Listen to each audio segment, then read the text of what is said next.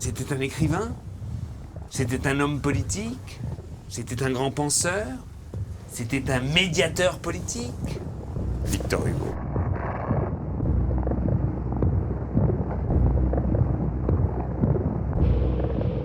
Alors pourquoi Victor Hugo? Mais c'est une évidence. De dire voter Victor Hugo, cela voudrait dire que on pourrait songer à voter autre chose. Moi je crois que vraiment la France ne peut sortir grandie que si on dit voilà, les Français se reconnaissent dans un personnage contradictoire, fantastique et contradictoire tel qu'elle était Victor Hugo. Victor Hugo, c'est un monument.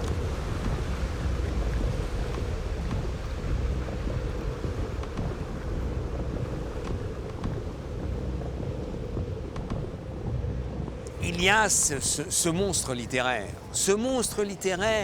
qui a su par ses poèmes, qui a su par ses romans, qui a su par ses pièces de théâtre, qui a su vraiment provoquer la société, qui lui a permis de prendre à bras-le-corps cette société, de dire il faut aller de l'avant.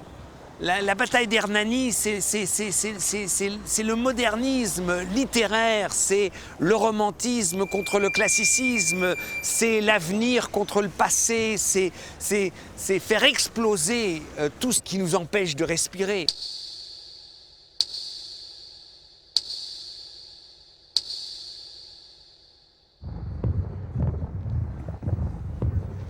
Très tôt, Victor Hugo savait qu'il avait une force de l'écriture extraordinaire. Et d'ailleurs, quand il disait je veux devenir un écrivain, il disait moi c'est Chateaubriand ou rien. Donc vous voyez que dès le départ, Victor Hugo n'était pas humble, au contraire. Mais c'est ça qu'il faut admirer.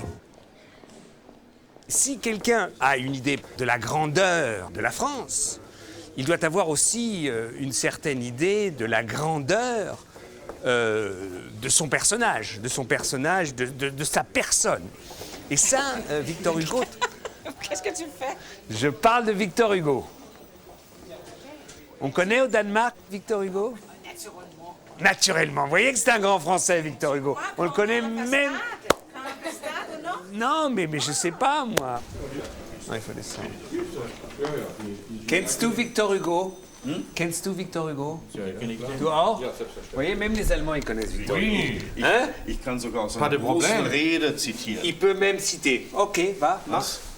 Pas en français. Ich träume davon, dass es einmal eine große Versammlung gibt, die Europäer zusammen wird und dann die mit dem großen Demokratie von der anderen Seite des Atlantiks einen dauerhaften Frieden errichtet. Victor Hugo, en allemand. Victor Hugo. Hein? En allemand, Victor Hugo. Hein, vous connaissez un grand Français qu'un Allemand puisse citer comme ça? En français.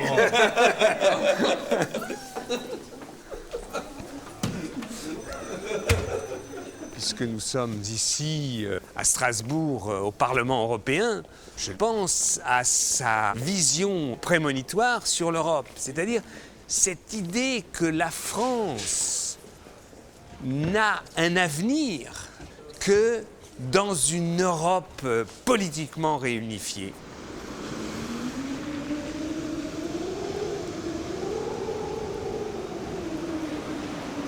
Alors, il faut bien comprendre, si vous voulez choisir un grand Français, c'est que vous ne choisissez pas une idée, simplement. Vous ne choisissez pas un personnage dans lequel vous voulez vous identifier.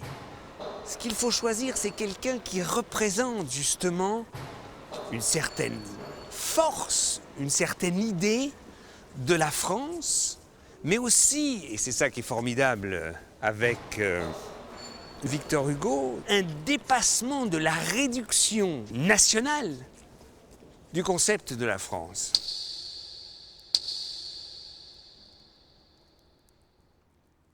Il a compris que le cœur de l'Europe, le cœur de l'avenir, le cœur d'une Europe pacifiée, réconciliée, c'était une Europe franco-allemande.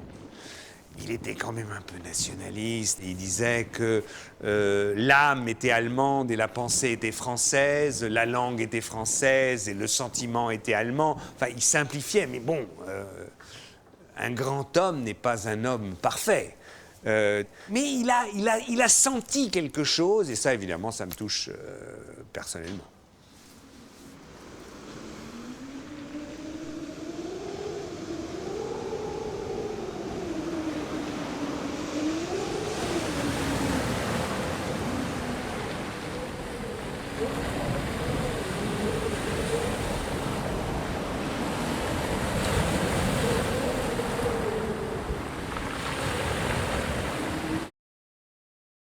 Son rêve des États-Unis d'Europe, qui est, je l'ai dit, prémonitoire, mais qui est fantastique, au XIXe siècle, où c'est le moment du renforcement de la réduction nationale, avec tous ces dangers d'impérialisme, de guerre, etc., eh bien, nous voyons tout d'un coup qu'un Victor Hugo arrive à imaginer, qu'un Victor Hugo arrive à fantasmer sur ce qu'on appelle, ce qu'il a appelé les États-Unis d'Europe.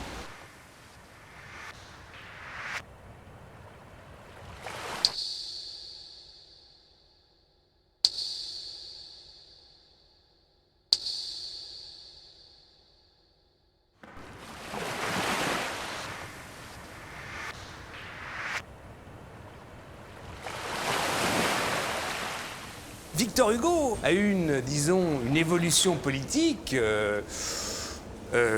assez en dodane, si vous voulez, ou une évolution politique très contradictoire. Au début, Victor Hugo était royaliste, puis il était bonapartiste. Et petit à petit, Victor Hugo est devenu libéral, est devenu libertaire, est devenu républicain et a pris une dimension politique qui, disons, s'est affirmée dans sa revendication du droit des êtres humains à être égaux et à avoir le droit, justement, de ne pas être réduit à un ordre social et d'être victime, disons, d'un certain ordre social.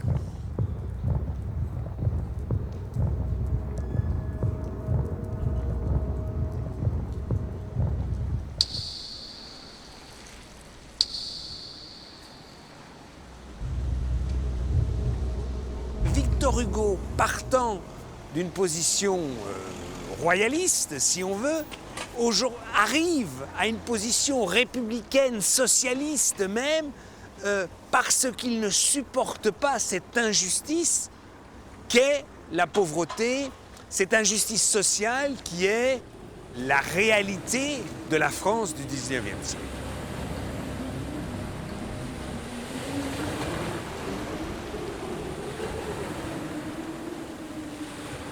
Et Les Misérables, c'est justement cette force d'avoir mis en scène la nécessité de cette égalité sociale.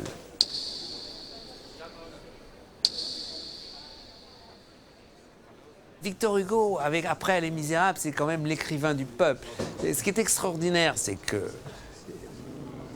la prose de Victor Hugo est quand même assez compliquée. Mais c'est une prose qui a été lue et qui est lue par le peuple. Donc, dans lequel se reconnaît le peuple. Donc, le billet de 5 francs, c'était le billet du peuple, donc le billet de Victor Hugo.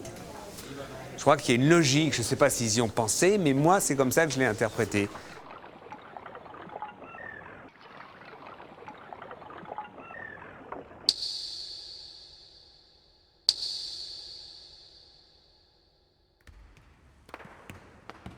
Un autre combat de Victor Hugo, sa reconnaissance de l'enfance. Dans l'enfance, dans sa dimension naturellement poétique, sa dimension d'être que l'enfance c'est l'avenir, l'enfance c'est toute la naïveté, l'insolence dont il a besoin. Et là encore, il en fait un programme politique puisqu'il revendique les droits de l'enfant, les droits de défense justement de l'enfant, qui est une chose au XIXe siècle qui n'est pas du tout évidente. Et quand on voit la situation des enfants dans le monde aujourd'hui, ce n'est toujours pas évident.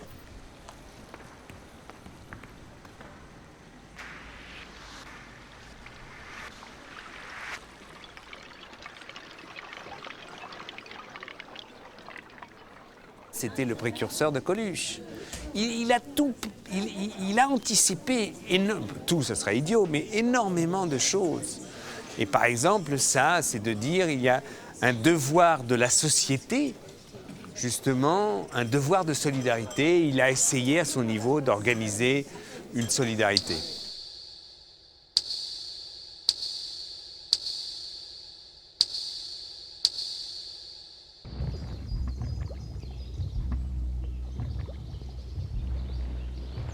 Puis, il anticipe ce moment, cette lutte nécessaire contre vraiment la domination masculine dans la société. C'est-à-dire qu'il anticipe, il ressent la nécessité de l'émancipation de l'homme par l'émancipation de la femme.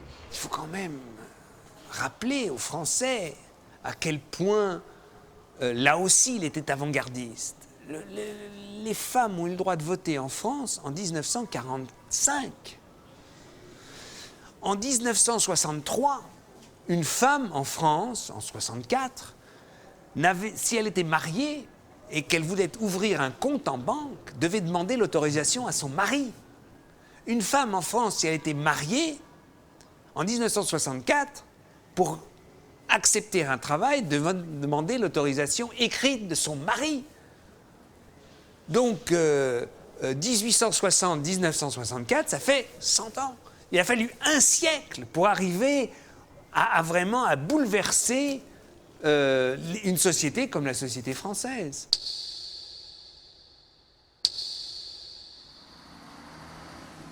Et en même temps qu'il parlait de l'émancipation de la femme, il vivait cette émancipation d'une manière très mal, cette émancipation personnellement.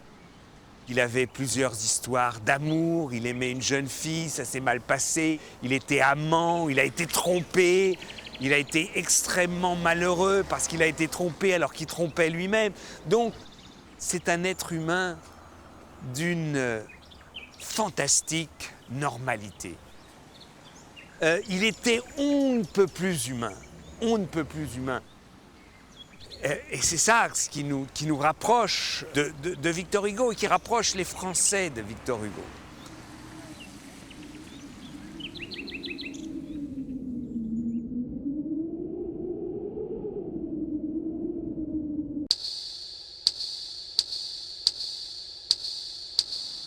Il y a des moments très difficiles auxquels, évidemment, moi je m'identifie sans me comparer, parce qu'il ne faut pas quand même exagérer, mais cette grandeur face à l'expulsion.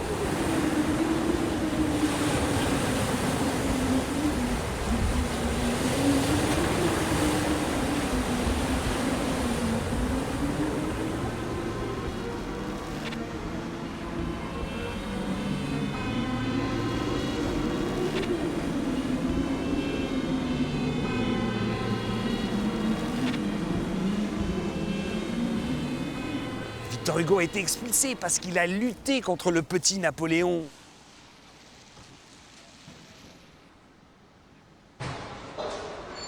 Il avait été un peu un soutien, puis il a vu la réalité, le terrorisme, la dictature même de ce petit Napoléon, et donc il s'est révolté, il a été expulsé. Et même quand il a été amnistié, Victor Hugo a dit « Je ne rentrerai en France que quand la France sera libre ». C'est-à-dire qu'il ne voulait pas sa liberté individuelle simplement, il voulait la liberté pour les Français.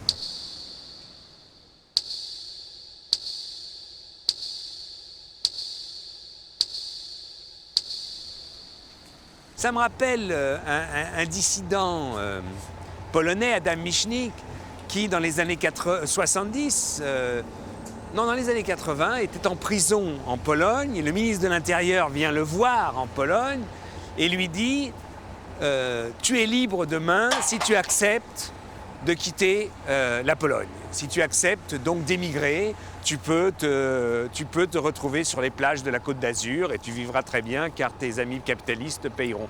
Et là, Adam Michnik répond, la place d'un homme libre en Pologne, c'est d'être en prison en Pologne. Il a refusé le marchandage. Et c'est un peu la même chose avec Victor Hugo. Victor Hugo qui dit, la place d'un homme libre, c'est d'être en dehors de la France tant que les Français ne sont pas libres.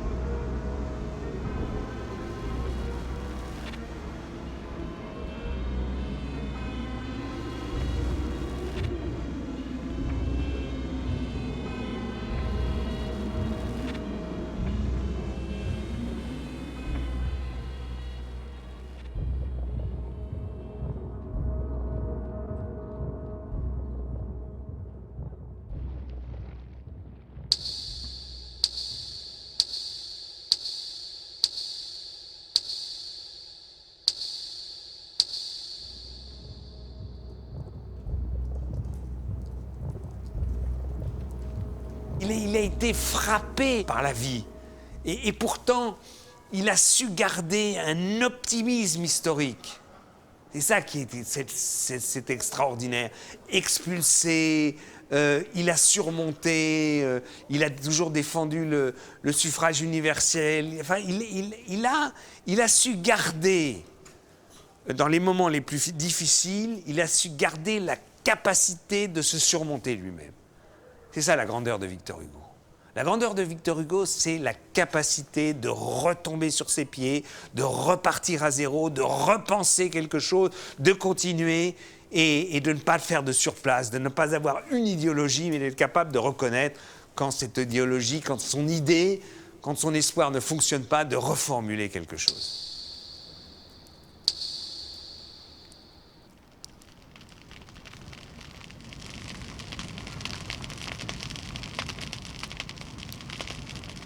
Victor Hugo, qui a été homme politique, élu, sénateur, etc., était aussi un médiateur. On le retrouve dans les révolutions, sur les barricades, pas pour se battre tellement, on le retrouve pour parler aux gens, pour leur expliquer ce qui se passe à l'Assemblée, pour essayer d'éviter les bains de sang. Il n'a jamais été, il n'a pas été communard, mais il a défendu les communards, il a défendu l'amnistie pour les communards, il a compris le drame de la France des années 70. Donc, même quand Victor Hugo était rétrograde, il a su surmonter ses erreurs et mettre sa capacité de parler, d'écrire, au service des grandes causes et surtout au service des gens.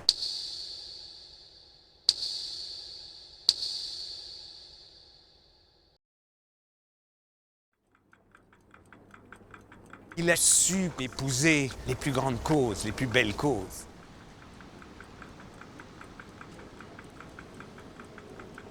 Ce combat de titans, qui est un combat pour une certaine conception de l'État et de la liberté, et de dire tout simplement qu'un ordre humain, l'État, un État n'a pas le droit de tuer.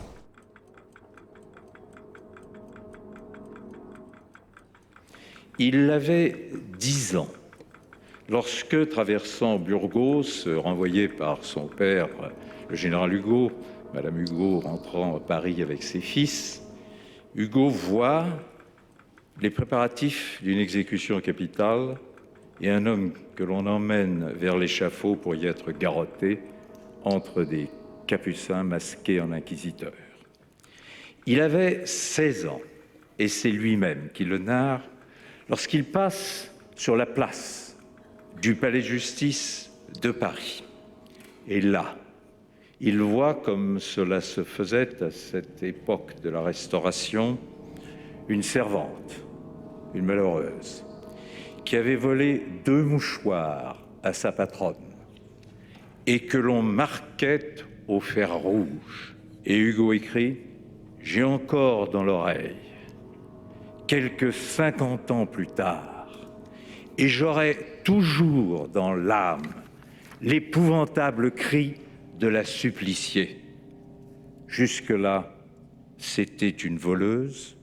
Pour moi, ce fut une martyre.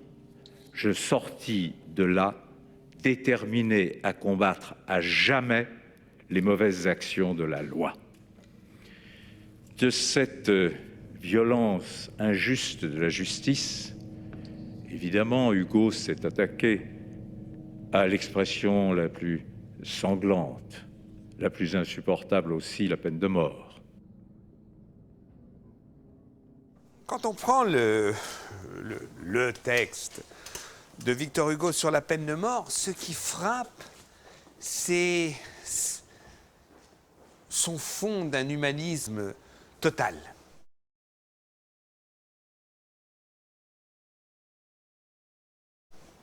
C'est-à-dire que personne n'a le droit de s'ériger en juge de telle manière qu'on se donne le droit de donner la mort à quelqu'un. Et ça, c'est le fond de la pensée démocratique, libérale, démocratique, de la pensée moderne.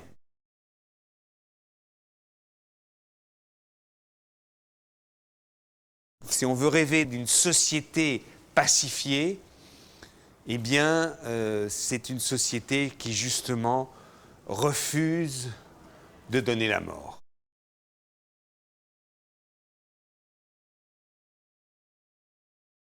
Quand on voit que la peine de mort a été abolie une centaine d'années plus tard en France, quand on voit la difficulté qu'un pays démocratique comme l'Amérique a à abolir la peine de mort, on comprend la force, on comprend l'admiration qu'on doit avoir pour Victor Hugo, d'avoir su mener cette lutte, d'avoir su haranguer les foules.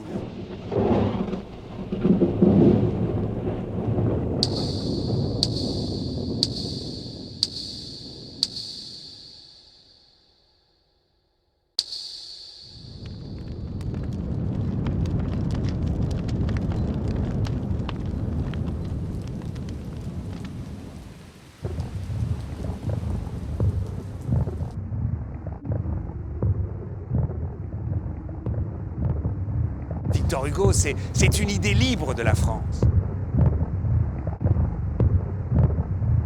Donc vous voyez, mesdames et messieurs, si vous voulez choisir un grand Français, si vous voulez choisir quelqu'un qui représente non pas une idée de la France qui vous éloignerait de la réalité, si vous voulez choisir une idée de la France qui en même temps est une idée de la France dans non pas du 19e siècle, mais du 20e siècle, du 21e siècle. Donc une idée de la France qui se surpasse, qui s'invente dans l'Europe. Une idée si vous voulez choisir un être humain, qui est un véritable être humain en chair et en os, dont vous reconnaissez grâce à sa grandeur et ses faiblesses, eh bien, il faut choisir Victor Hugo. On rentre parce qu'il pleut.